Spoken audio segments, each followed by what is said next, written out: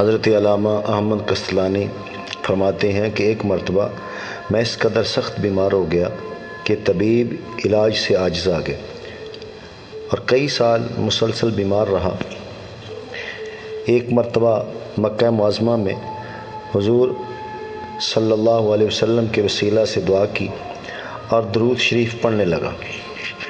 درود شریف پڑھتے پڑھتے مجھ پر غنودگی نیند طاری ہو گئی تو میں نے سرکار مدینہ سرور قلب و سینہ حضرت محمد مصطفیٰ صلی اللہ علیہ وآلہ وسلم کی خواب میں زیارت کا شرف حاصل کیا۔ آپ نے مجھے ایک کاغذ دیا جس پر لکھا تھا، یہ دوا کا نسخہ احمد کستلانی کے لیے ہے۔ اتنا سننا تھا کہ میں اچانک بیدار ہو گیا تو لا علاج مرض سے شفا پا چکا تھا۔ سبحان اللہ۔